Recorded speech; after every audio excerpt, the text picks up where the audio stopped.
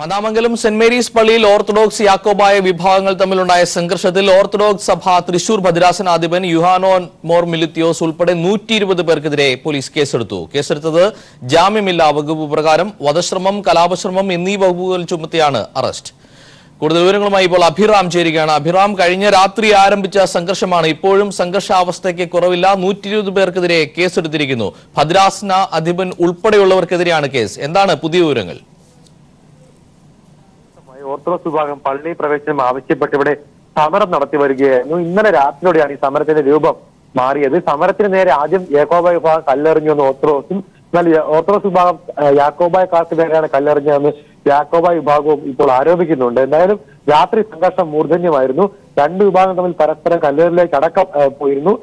പള്ളിയുടെ ഗേറ്റ് തകർന്ന ഒരവസ്ഥ വരെ ഉണ്ടായി.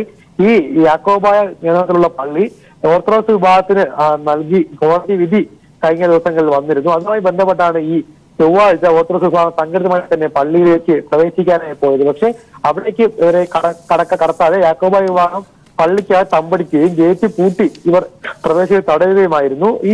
എന്നാൽ ഈ ഓർത്തഡോക്സ് വിഭാഗം തിരിഞ്ഞു പോകാൻ തയ്യാറാകാതെ പന്തൽ കെട്ടി ഈ പള്ളിക്ക് പുറത്ത് സമരം ചെയ്ത് വരികയായിരുന്നു.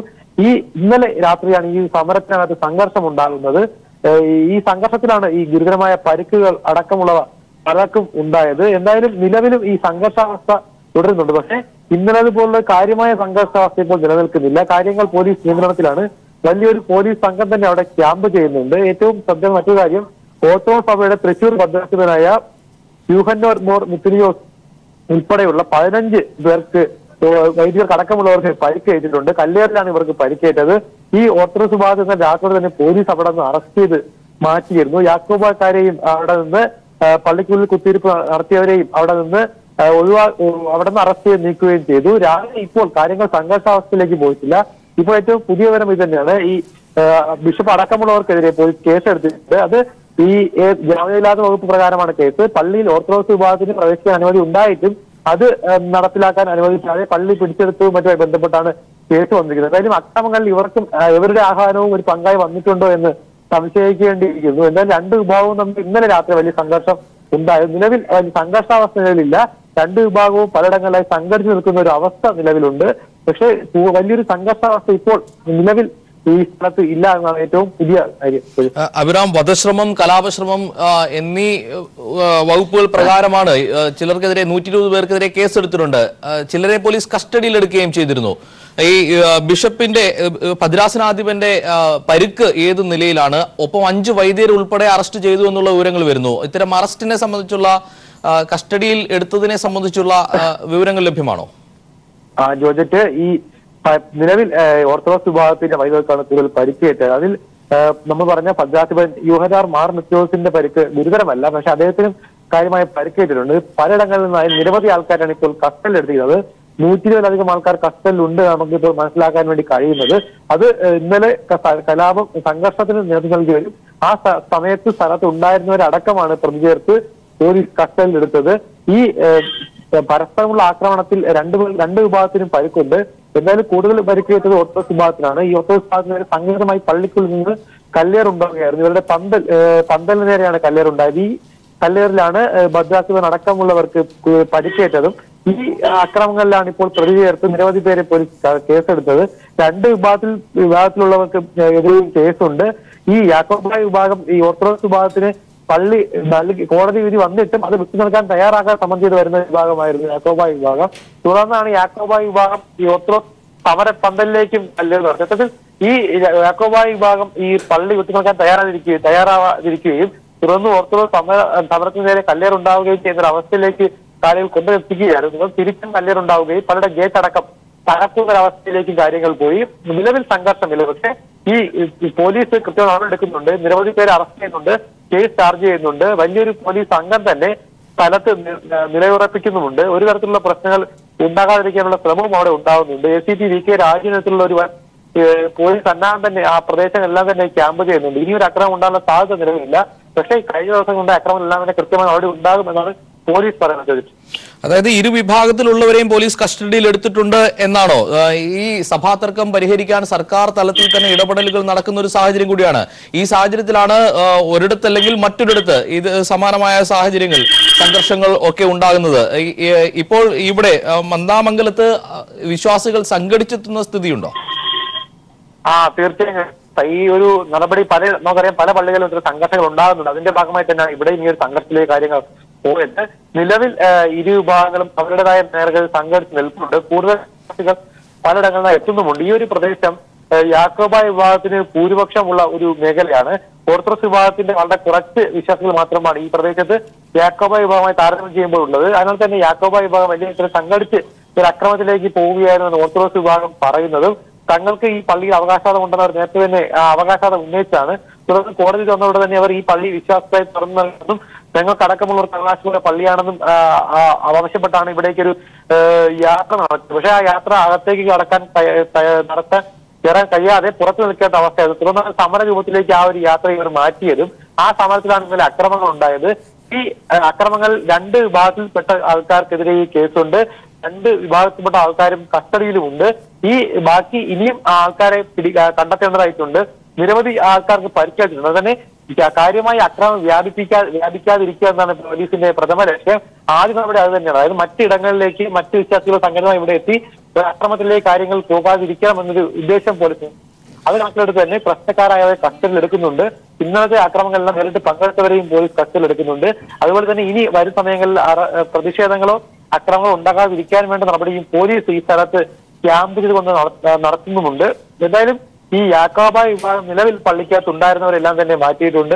ഓർത്തഡോക്സ് വിഭാഗത്തിന് സമരത്തെയും മാറ്റിയിട്ടുണ്ട്. ഇനി ഏത് രീതിയിലാണ് ഈ കാര്യം കൈകാര്യം ചെയ്യുന്നതാണ് ഏറ്റവും ശ്രദ്ധേയം. ഇനി ഈ വിശ്വാസികൾ വീണ്ടും സംഘടിതമായി യാക്കോബായ പള്ളിയിലേക്ക് എത്തുകയാണെങ്കിൽ ഏത് രീതിയിലായിരിക്കും പോലീസ് പ്രതിരോധിക്കുക എന്നതും ശ്രദ്ധേയമാണ്. എന്തായാലും വലിയ ഒരു പോലീസ് സംഘം സ്ഥലത്ത് ക്യാമ്പ് ചെയ്യുന്നുണ്ട്. ഇത്തരത്തിൽ സംഘടിതമായ നീക്കങ്ങൾ നേരത്തെ തന്നെ പോലീസ് മനസ്സിലാക്കിയിട്ടുണ്ട്. അതിനാൽ തന്നെ അത്തരം ഒരു സംഘടിതമായ നീക്കങ്ങൾ ഉണ്ടാവുകയാണെങ്കിൽ അത് പ്രതിരോധിക്കാൻ വേണ്ട തരത്തിലുള്ള പോലീസ് എല്ലാം തന്നെ സ്ഥലത്ത് ഇപ്പോൾ നിലവിൽ ക്യാമ്പ് ചെയ്യുന്നുമുണ്ട്. ഏതെങ്കിലും തരത്തിലുള്ളൊരു ബുദ്ധിമുട്ട് ഇവിടെ മറ്റ് വിശ്വാസികൾക്ക് ഉണ്ടാവുകയാണെങ്കിൽ അത് കൃത്യമായി ഇടപെടാനും പോലീസ് തയ്യാറാണ്. എന്തായാലും ഈ പരിക്ക് ആരുടെയും ഗുരുതരമല്ല. പക്ഷെ എല്ലാവർക്കും നല്ല തലയ്ക്ക് മറ്റും കല്ലെറിഞ്ഞുള്ള പരിക്കാണ്. നിലവിൽ ഗുരുതരാവസ്ഥയിൽ അല്ലെങ്കിൽ പോലും കാര്യമായി പരിക്കുകൾ പലർക്കും എത്തിയിട്ടുണ്ട്. ഈ സംഘർഷം പൊട്ടിപ്പുറപ്പെട്ടതിന് പിന്നാലെ രണ്ട് വിഭാഗത്തിൽപ്പെട്ടവരും സംഘടിക്കുകയായിരുന്നു. അതാണ് അക്രമങ്ങൾ ഒരു പെട്ടെന്നൊരു വ്യാപ്തി കൈവന്നതും. ആദ്യം ഉണ്ടായ രീതിയിലുള്ള ചെറിയ പ്രശ്നങ്ങൾ അപ്പുറത്തേക്ക് രണ്ട് വിഭാഗങ്ങൾ കൂടുതൽ സംഘടിക്കുകയും പരസ്പരം അക്രമത്തിലേക്ക് പോവുകയും ചെയ്തു. പലയിടങ്ങളിലും ചില വീടുകൾക്ക് നേരെയും മറ്റും അക്രമം ഉണ്ടായതായും വാർത്ത വരുന്നുമുണ്ട്. എന്തായാലും ഈ രണ്ട് വിഭാഗങ്ങൾ ഇനിയും ഒരു സംഘടിച്ച് അക്രമത്തിലേക്ക് പോകാതിരിക്കാൻ വേണ്ട നടപടി എന്തായാലും പോലീസിന്റെ ഭാഗത്തുനിന്നും ഇടപെടൽ ഉണ്ടായിരിക്കുന്നു. ഒപ്പം തന്നെ ജില്ലാ കളക്ടറുടെ നേതൃത്വത്തിൽ ഇരു വിഭാഗങ്ങളെയും ചർച്ചയ്ക്ക് വിളിച്ചിരിക്കുന്നു എന്നുള്ള ഏറ്റവും പുതിയ വിവരങ്ങളാണ് അഭിറാം നൽകിയത്. മറ്റു വാർത്തയിലേക്ക്, ചിന്നക്കനാൽ ഇരട്ടക്കൊലപാതക കേസിൽ മുഖ്യപ്രതി എന്ന് കരുതുന്ന ബോബിൻ പിടിയിലായി. രാജകുമാരി കുളപ്പറച്ചാൽ പഞ്ഞിപ്പറമ്പിൽ സ്വദേശിയാണ് ഇയാൾ. തമിഴ്നാട്ടിലെ മധുരയിൽ നിന്നാണ് ഇയാളെ പോലീസ് പിടികൂടിയത്. കൂടുതൽ വിവരങ്ങളുമായി ഇപ്പോൾ സമീർ ചേരുകയാണ്. സമീർ, ഇരട്ടക്കൊലപാതക കേസിലെ പ്രതിയാണ് പിടിയിലായിരിക്കുന്നത്. എന്താണ് വിവരങ്ങൾ?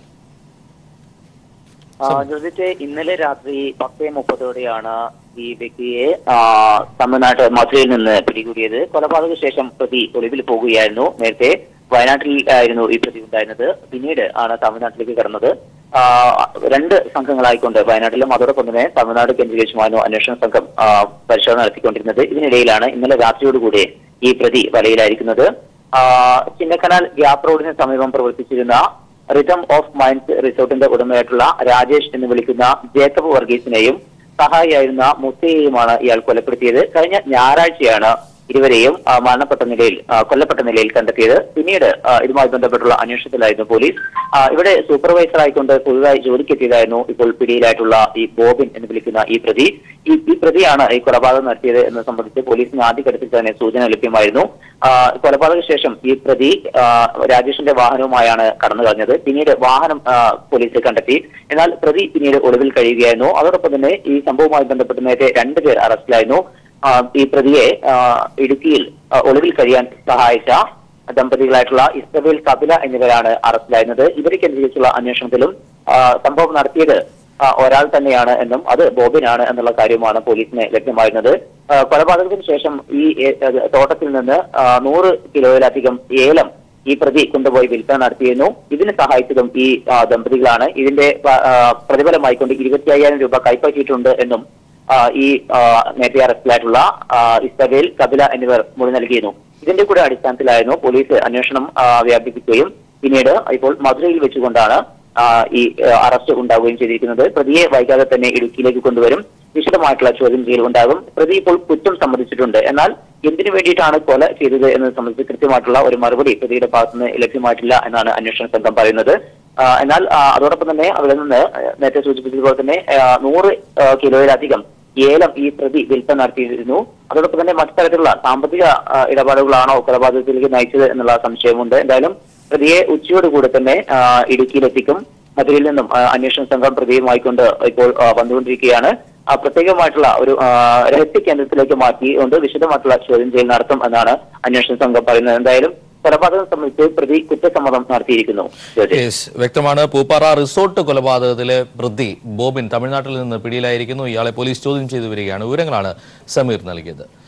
ശബരിമല ദർശനത്തിന്റെ പേരിൽ സംഘപരിവാറിന്റെ ആക്രമണങ്ങൾ നേരിടുന്ന ബിന്ദുവും കനകദുർഗയും സമർപ്പിച്ച റിട്ട് ഹർജി സുപ്രീം കോടതി ഇന്ന് പരിഗണിക്കും. ജീവന് ഭീഷണിയുള്ളതിനാൽ മുഴുവൻ സമയം സുരക്ഷ നൽകാൻ ഉത്തരവിടണം, ദർശനത്തിനെത്തുന്ന യുവതികൾക്ക് സുരക്ഷ നൽകാൻ നിർദ്ദേശം നൽകണം എന്നിങ്ങനെയുള്ള ആവശ്യങ്ങൾ ചൂണ്ടിക്കാട്ടിയാണ് ഹർജി. ശബരിമല യുവതീ പ്രവേശനം അനുവദിച്ച സുപ്രീം കോടതി വിധിയുടെ അടിസ്ഥാനത്തിൽ അയ്യപ്പ ദർശനം നടത്തിയ ബിന്ദുവും കനകദുർഗയുമാണ് സുപ്രീം കോടതിയിൽ റിട്ട് ഹർജി ഫയൽ ചെയ്തത്. എല്ലാ പ്രായത്തിലുമുള്ള സ്ത്രീകൾക്ക് ശബരിമലയിൽ പ്രവേശിക്കണം. അതിനായി അധികൃതർക്ക് നിർദ്ദേശം നൽകണം. ദർശനം നടത്താൻ ആഗ്രഹിക്കുന്നവർക്ക് അവരുടെ ജീവന് അപകടമില്ലാതെ ക്ഷേത്രം സന്ദർശിക്കാൻ സുരക്ഷ നൽകാൻ പോലീസിന് ഉത്തരവിടണം.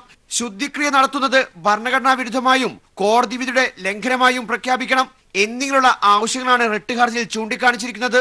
ശുദ്ധിക്രിയ നടത്തിയ തന്ത്രി നടപടി കോടതി ലക്ഷ്യമാണെന്നും ശുദ്ധിക്രിയ സ്ത്രീകളുടെ അന്തസ്സിടിക്കുന്ന നടപടിയാണെന്നും ഹർജിയിൽ പറയുന്നു. ശാരീരികമായും സമൂഹ മാധ്യമങ്ങളുടെയും ആക്രമണം നടത്തുന്നവരെ നിയമപരമായി നേരിടണം. അതിനോടൊപ്പം രണ്ടുപേർക്കും മുഴുവൻ സമയം സുരക്ഷ ഒരുക്കണമെന്നും ഹർജിക്കാർ ആവശ്യപ്പെടുന്നു. ഹർജി അടിയന്തരമായി പരിഗണിക്കണമെന്ന് കഴിഞ്ഞ ദിവസം ചീഫ് ജസ്റ്റിസിന്റെ ശ്രദ്ധയിൽപ്പെടുത്തിയതിന്റെ അടിസ്ഥാനത്തിലാണ് കേസ് ഇന്ന് പരിഗണിക്കുന്നത്. ശബരിമലയിൽ പ്രശ്നങ്ങൾ ഉണ്ടാക്കാനല്ല സന്ദർശനം നടത്തിയതെന്നും സ്ത്രീ എന്ന രീതിയിലുള്ള പൗരാവകാശം വിനിയോഗിക്കുക മാത്രമാണ് ചെയ്തതെന്നുമാണ് ഹർജിക്കാരുടെ വാദം. ജീവന് ഭീഷണിയുള്ളതിനാൽ ഒളിവിൽ കഴിയേണ്ടി വന്നു. വീണ്ടും സമാധാനപരമായി ശബരിമലയിൽ പോകാൻ ആഗ്രഹമുണ്ടെന്നും ഹർജിയിൽ പറയുന്നു. സുരക്ഷ നൽകണമെന്ന ഇരുവരുടെയും ആവശ്യം ഒരുപക്ഷെ കോടതി വേഗം പരിഗണിച്ചേക്കാം. എന്നാൽ ഹർജിയിൽ ചൂണ്ടിക്കാണിച്ചിട്ടുള്ള മറ്റാവശ്യങ്ങൾ ശബരിമലയുമായി ബന്ധപ്പെട്ടുള്ള പുനഃപരിശോധനാ ഹർജികൾക്കൊപ്പം പരിഗണിക്കാമെന്ന് പറഞ്ഞ് മാറ്റുമോ എന്നാണ് അറിയേണ്ടത്. News bureau, Delhi. രാഷ്ട്രീയ പ്രതിസന്ധി തുടരുന്ന കർണാടകയിൽ ഇന്ന് കോൺഗ്രസിന്റെ നിർണായകമായ നിയമസഭാ കക്ഷി യോഗം. ഉച്ചയ്ക്ക് 3:30 നിയമസഭാ മന്ദിരത്തിലെ കോൺഫറൻസ് ഹാളിലാണ് യോഗം. പാർട്ടി എംഎൽഎമാരെല്ലാം പങ്കെടുക്കണമെന്ന് നിർദ്ദേശമുണ്ട്. ദില്ലിയിലായിരുന്ന BJP എംഎൽഎമാരും കർണാടകയിലേക്ക് മടങ്ങി തുടങ്ങി. JDS കോൺഗ്രസ് സർക്കാരിനെ ആശങ്കയിലാക്കിയ ഭരണ പ്രതിസന്ധി ഏറെക്കുറെ നീങ്ങുമ്പോഴാണ് കോൺഗ്രസ് നിയമസഭാ കക്ഷിയോഗം ചേരുന്നത്. എല്ലാ കോൺഗ്രസ് MLA-മാരും പങ്കെടുക്കുമെന്ന വിശ്വാസത്തിലാണ് ഹൈക്കമാൻഡ്. BJP പാളയത്തിലുണ്ടായിരുന്ന 5 കോൺഗ്രസ് MLA-മാരിൽ 4 പേർ കഴിഞ്ഞ ദിവസം മടങ്ങിയെത്തി. അതിനാൽ ആകെയുള്ള 80 പേരിൽ 79 പേർ മാത്രമേ ഇന്നത്തെ യോഗത്തിൽ പങ്കെടുക്കുകയുള്ളൂ എന്നും സൂചനയുണ്ട്. സർക്കാരിന് പിന്തുണ പിൻവലിച്ച 2 സ്വതന്ത്രന്മാരിൽ ഒരാളെ കോൺഗ്രസ് വീണ്ടും അനുനയിപ്പിച്ചു. H. നാഗേഷ് MLA-ക്ക് ഒരു ബോർഡ് ചെയർമാൻ സ്ഥാനം നൽകും. വിമത MLA-മാർക്ക് മന്ത്രിസ്ഥാനം നൽകാൻ മന്ത്രിസഭ അഴിച്ചുപണി വേണമോ എന്നും ഇന്നത്തെ നിയമസഭാ കക്ഷിയോഗത്തിൽ ആലോചനയുണ്ടാകും. എന്തായാലും എല്ലാ MLA-മാരെയും അണിനിരത്തി ശക്തി പ്രകടനമാണ് കോൺഗ്രസും JDS-ഉം യഥാർത്ഥത്തിൽ ലക്ഷ്യമിടുന്നത്. വൈകുന്നേരം 3:30 നിയമസഭാ മന്ദിരത്തിലെ കോൺഫറൻസ് ഹാളിലാണ് യോഗം. News bureau, Delhi. കർണാടക ഹൈക്കോടതി ചീഫ് ജസ്റ്റിസ് ദിനേശ് മഹേശ്വരി, ദില്ലി ഹൈക്കോടതി ജസ്റ്റിസ് സഞ്ജീവ് ഖന്ന തുടങ്ങിയവർ സുപ്രീം കോടതി ജസ്റ്റിസുമാരായി ഇന്ന് സത്യപ്രതിജ്ഞ ചെയ്യും. രാവിലെ 10:30 ചീഫ് ജസ്റ്റിസിന്റെ കോടതിയിൽ വെച്ചാണ് സത്യപ്രതിജ്ഞ. അതേസമയം ഡിസംബർ 12 ചേർന്ന കൊളീജിയം രാജസ്ഥാൻ ഹൈക്കോടതി ചീഫ് ജസ്റ്റിസ് പ്രദീപ് നന്ദ്രജോഗ്, ദില്ലി ഹൈക്കോടതി ചീഫ് ജസ്റ്റിസ് രാജേന്ദ്ര മേനോൻ എന്നിവരെ സുപ്രീം കോടതി ജസ്റ്റിസുമാരായി ഉയർത്താൻ തത്വത്തിൽ തീരുമാനിച്ചിരുന്നു. എന്നാൽ ജനുവരി 5, 6 തീയതികളിൽ ചേർന്ന കൊളീജിയം ഈ തീരുമാനം മാറ്റി. പകരം ചീഫ് ജസ്റ്റിസ് ദിനേശ് മഹേശ്വരിയെയും ജസ്റ്റിസ് സഞ്ജീവ് ഖന്നയെയും ശുപാർശ ചെയ്യുകയായിരുന്നു. കൊളീജിയത്തിന്റെ തീരുമാനം പുനഃപരിശോധിക്കണം എന്നാവശ്യപ്പെട്ട് ജസ്റ്റിസ് സഞ്ജയ് കിഷൻ ഗൌൾ അടക്കം നിരവധി പേർ രംഗത്ത് വന്നിരുന്നു. കൊല്ലത്ത് വിവാദ പ്രസംഗം നടത്തിയ പ്രധാനമന്ത്രി നരേന്ദ്രമോദിക്കെതിരെ കൊല്ലം പീരങ്കി മൈതാനിയിൽ ഭരണഘടനാ വായന നടത്തി ഡിവൈഎഫ്ഐയുടെ മറുപടി. മോദി ഭരണഘടനയ്ക്ക് എതിരാണെങ്കിൽ ഞങ്ങൾ ഭരണഘടനയ്ക്കൊപ്പം എന്ന് പ്രഖ്യാപിച്ചായിരുന്നു യുവജനതയുടെ പ്രതിഷേധം. സുപ്രീംകോടതി വിധിച്ച ശബരിമല വിധിയുടെ പേരിൽ ഭരണഘടനയെ തള്ളിപ്പറയുകയും സംസ്ഥാന സർക്കാരിനെ അപമാനിക്കുകയും ചെയ്ത നരേന്ദ്രമോദിക്കെതിരെ പ്രതിഷേധമിരമ്പി. കൊല്ലം മേയർ വി രാജേന്ദ്രബാബു ഭരണഘടന വായിച്ചു.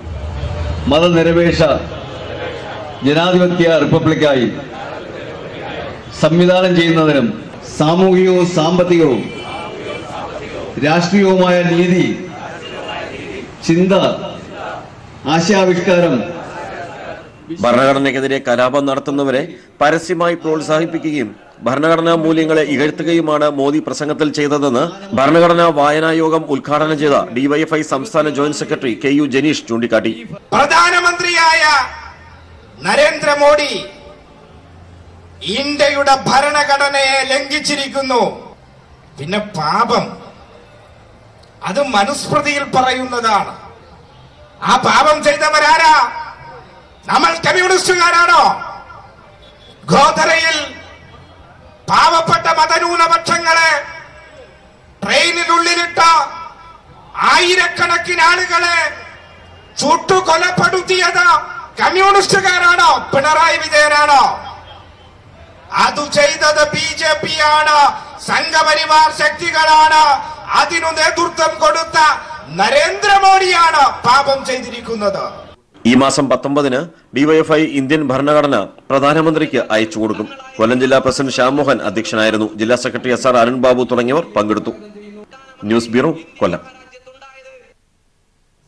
കണ്ണൂർ ജില്ലയിലെ പാടാൻകവലയിൽ വന്യമൃഗശല്യത്തിനെതിരെ കർഷക സംഘത്തിന്റെ നേതൃത്വത്തിൽ ആരംഭിച്ച നാട്ടുകാരുടെ രാപ്പകൽ സമരം വിജയിച്ചു. PK ശ്രീമതി ടീച്ചർ MP-യുടെ ഇടപെടലിനെ തുടർന്നാണ് കർഷകരുടെ ആവശ്യങ്ങൾ അംഗീകരിക്കപ്പെട്ടത്. അതേസമയം കർഷകരെ തിരിഞ്ഞു നോക്കിയില്ലെന്ന് ആരോപിച്ച് സ്ഥലം MLA KC ജോസഫിനെതിരെ നാട്ടുകാർ പ്രതിഷേധിച്ചു. കർണാടക വനത്തോട് ചേർന്ന് കിടക്കുന്ന കാർഷിക മേഖലയിൽ വന്യമൃഗശല്യം രൂക്ഷമാവുകയും നിരവധി പ്രദേശവാസികൾക്ക് കാട്ടുമൃഗങ്ങളുടെ ആക്രമണത്തിൽ പരിക്കേൽക്കുകയും ചെയ്തതോടെയാണ് കേരള കർഷക സംഘം അനിശ്ചിതകാലത്തേക്ക് രാപ്പകൽ സമരം ആരംഭിച്ചത്. പാടാംകവല ഫോറസ്റ്റ് ഓഫീസ് ഉപരോധിച്ചുകൊണ്ടായിരുന്നു സമരം. സമരപ്പന്തൽ സന്ദർശിച്ച PK ശ്രീമതി ടീച്ചർ MP കർഷകരുടെ ആവശ്യങ്ങൾ വനം മന്ത്രിയെ അറിയിച്ചു. വനാതിർത്തിയിൽ 16 കിലോമീറ്റർ സോളാർ വേലി സ്ഥാപിക്കണമെന്ന പ്രധാന ആവശ്യം വനമന്ത്രി അംഗീകരിച്ചതോടെയാണ് സമരം അവസാനിപ്പിച്ചത്.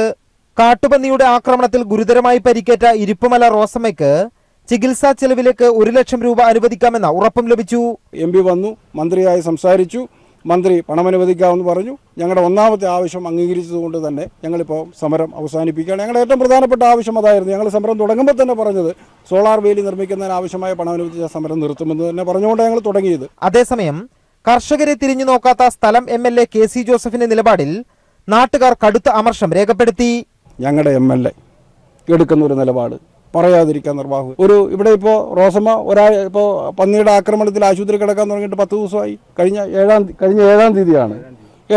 ഇതുവരെ MLA തിരിഞ്ഞു നോക്കിയിട്ട് പോലുമില്ല. കണ്ണൂർ ജില്ലയിലെ വനാതിർത്തിയിൽ ഉള്ള കാർഷിക മേഖലകളിൽ കാട്ടാന, കാട്ടുപന്നി, കുരങ്ങ്, മുള്ളൻ പന്നി തുടങ്ങിയ മൃഗങ്ങൾ കൃഷി നശിപ്പിക്കുന്നതും മനുഷ്യരെ ആക്രമിക്കുന്നതും സ്ഥിരം സംഭവമാണ്. ഇതിന് പരിഹാരം കാണുന്നതിനായി 9 ആവശ്യങ്ങളാണ് കർഷക സംഘം മുന്നോട്ട് വച്ചിട്ടുള്ളത്. News bureau, Kannur. ആലപ്പാട് കരിമണൽ ഖനനത്തിൽ വിദഗ്ധ സമിതി റിപ്പോർട്ട് സമർപ്പിക്കുന്ന 1 മാസത്തേക്ക് സീ വാഷിംഗ് നിർത്തിവെക്കാൻ സർക്കാർ തീരുമാനം. അതേസമയം ഖനനം തുടരും. ആലപ്പാട്ടെ ജനങ്ങളുടെ സുരക്ഷ മുൻനിർത്തി കടൽഭിത്തി ശക്തിപ്പെടുത്തുമെന്നും പുല്ലുമുട്ട് അടിയന്തരമായി നിർമ്മിക്കുമെന്നും വ്യവസായ മന്ത്രി സമരസമിതിക്കാർക്ക് ഉറപ്പ് നൽകി. അതേസമയം ഖനനം പൂർണ്ണമായും നിർത്തലാക്കാത്ത പശ്ചാത്തലത്തിൽ സമരവുമായി മുന്നോട്ട് പോകുമെന്ന് സമരസമിതി അറിയിച്ചു.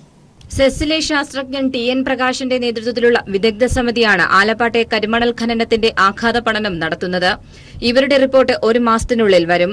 അതുവരെ സീ വാഷിംഗ് നിർത്തിവെക്കുമെന്ന് വ്യവസായ മന്ത്രി EP ജയരാജൻ സമരക്കാർക്ക് ഉറപ്പു നൽകി. എന്നാൽ ഇൻലാൻഡ് വാഷിംഗ് തുടരുമെന്നും മന്ത്രി വ്യക്തമാക്കി. വിദഗ്ധ സമിതിയുടെ അന്വേഷണ റിപ്പോർട്ട് കഴിയുന്നത്ര വേഗത്തിൽ ഗവൺമെന്റ് ലഭ്യമാക്കണം. ആ റിപ്പോർട്ട് ലഭ്യമാകുന്നത് വരെ സീ വാഷിംഗ് സിസ്റ്റം നിർത്തിവെക്കാൻ IREയോട് പറയാൻ തീരുമാനിച്ചു. ആലപ്പാട് പഞ്ചായത്തിൻ്റെ കടൽ ഭിത്തി മോശപ്പെട്ട നിലയിലാണ്. ഇത് അടിയന്തരമായും ശക്തിപ്പെടുത്താനുള്ള നടപടികൾ സ്വീകരിക്കാൻ തീരുമാനിച്ചിട്ടുണ്ട്. IRE പുലിമൂട്ടുകൾ നിർമ്മിക്കുന്നതിനുള്ള അടിയന്തര നടപടികൾ സ്വീകരിക്കണം. പക്ഷേ ഖനനം പൂർണ്ണമായും അവസാനിപ്പിക്കണം എന്ന നിലപാടായിരുന്നു സമരസമിതി ചർച്ചയിൽ സ്വീകരിച്ചത്. ഇത് അംഗീകരിക്കാത്ത സാഹചര്യത്തിൽ സമരവുമായി മുന്നോട്ടു പോകുമെന്നും സമരസമിതി നേതാക്കൾ വ്യക്തമാക്കി. ഞങ്ങളുടെ ഡിമാൻഡ് ഒന്നേ ഉള്ളൂ, ഈ ഖനനം ആ പ്രദേശം താങ്ങത്തില്ല, അതുകൊണ്ട് തന്നെ ഖനനം നിർത്തിവെക്കണമെന്നാണ് ഞങ്ങൾ ആവശ്യപ്പെട്ടത്. ഞങ്ങളുടെ ഭാഗം പറഞ്ഞു, ഞങ്ങളുടെ മെമ്മോറാണ്ടം കൊടുത്തു. അത് മരിക്കുന്നവരെ ഞങ്ങൾ ആ മണ്ണിൽ തന്നെ സമരം തുടർന്നുകൊണ്ടേയിരിക്കും. ആലപ്പാട് പഞ്ചായത്തിൽ 16.5 കിലോമീറ്ററിലാണ് ഖനനം നടക്കുന്നത്. ഇതിൽ 16 കിലോമീറ്ററിൽ കടൽ ഭിത്തിയുണ്ട്. ആലപ്പാട് സുരക്ഷിതമാക്കാനുള്ള എല്ലാ നടപടികളും സ്വീകരിക്കുമെന്നും വ്യവസായ മന്ത്രി ചർച്ചയിൽ വ്യക്തമാക്കി. News bureau, Thiruvananthapuram. പ്രമുഖ സ്വാതന്ത്ര്യ സമര സേനാനി പരേതനായ VK മുഹമ്മദ് സാഹിബിന്റെ ഭാര്യയും Kairali TV director VK Muhammad അഷ്റഫിന്റെ മാതാവുമായ CP ആയിഷുമ മരണപ്പെട്ടു. 86 വയസ്സായിരുന്നു. ഖബറടക്കം ഇന്ന് വൈകിട്ട് 3:30 വളാഞ്ചേരി അത്തിപ്പറ്റ ജുമാ മസ്ജിദിൽ നടക്കും.